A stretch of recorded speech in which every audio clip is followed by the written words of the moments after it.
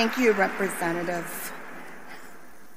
First, again, an honor to God, who is the center of my life. I want to thank First Lady Kathy Evers, Christian Overland, former Lieutenant Governor Rebecca Clayfish, State Representative Jesse Rodriguez, Shannon Hosley, Wisconsin Supreme Court Justice, and Walsh Bradley, Wisconsin 19th Amendment Centennial Anniversary Committee members and guests and the public.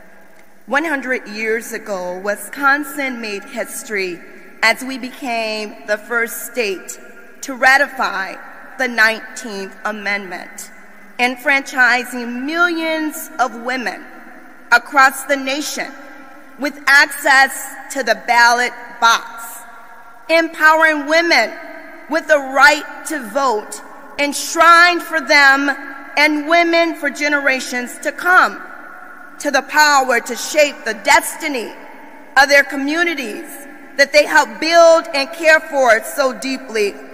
Wisconsin acted upon a radical vision for a more inclusive democracy, a democracy that guarantees the right for all citizens to have a seat at the table and the power to affect change in their communities. I'm talking about the great state of Wisconsin.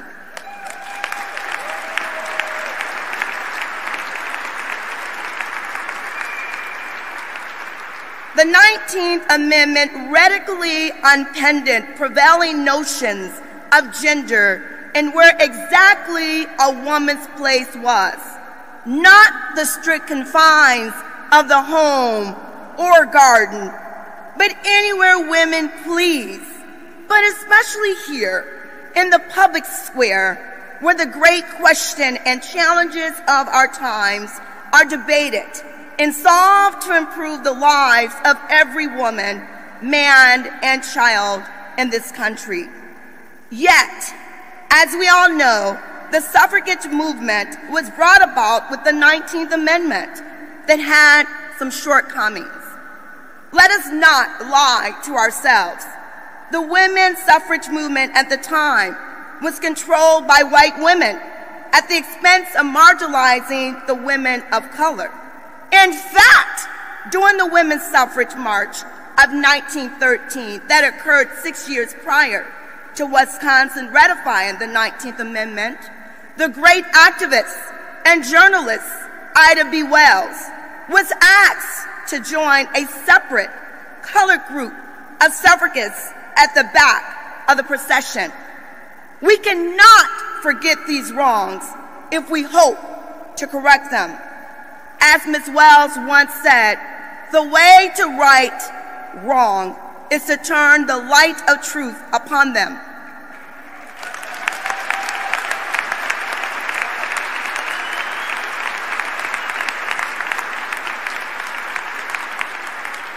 Indeed, respect to the women's suffrage and so many other issues of her time, Ida B. Wells shined the light on many, many wrongs.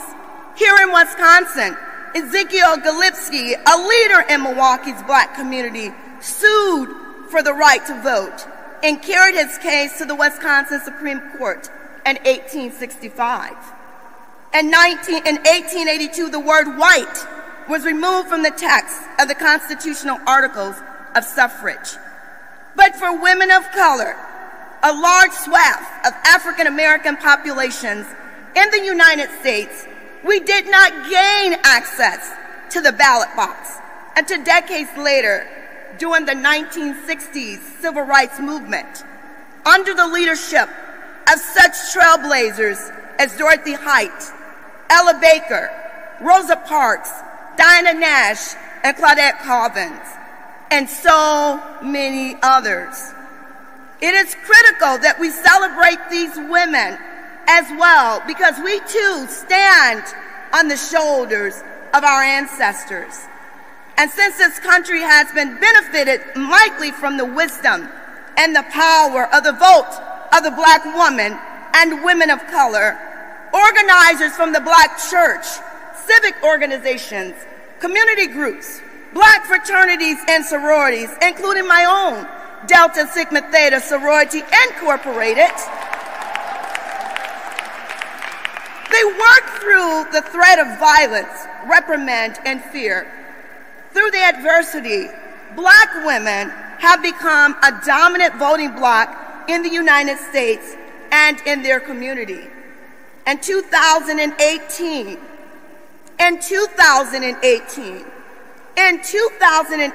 a historic wave of Black women were elected to office across the United States.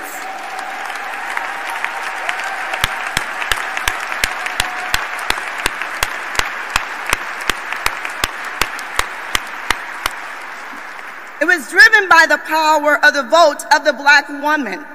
55% of Black women voted in 2018 election that brought the historic wave of women elected to Congress. The first woman to vote in my family was my grandmother, my mother's mom, the late Leola Peake, who was born in Vaden, Arkansas.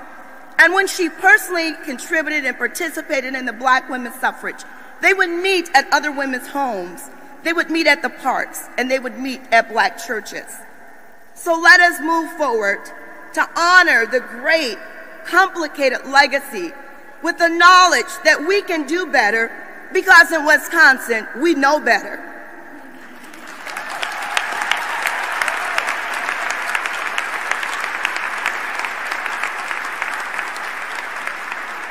And I charge you, let us move forward to honesty, intention, intersectionality, knowing that we must uplift all women and exclude no woman left behind.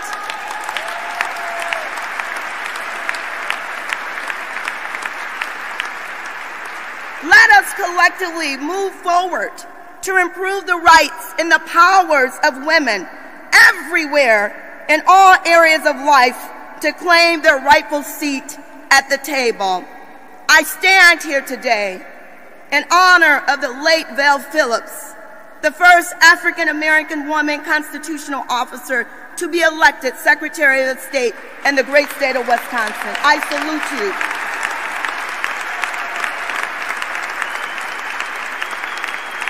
You salute it.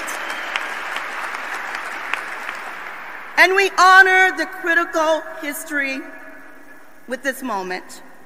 I would be remiss to not also mention the separate but interconnected moment in time just a few days ago to come.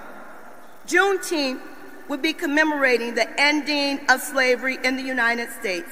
And I wish to leave you with the great words of Maya Angelou. Leaving behind nights of terror and fear, I rise. Into a daybreak that wondrously clear, I rise. Bringing the gifts of my ancestors gave, I am the dream of hope of a slave. I rise, and I rise. Thank you. God bless you. God bless the state of Wisconsin, and God bless the United States of America.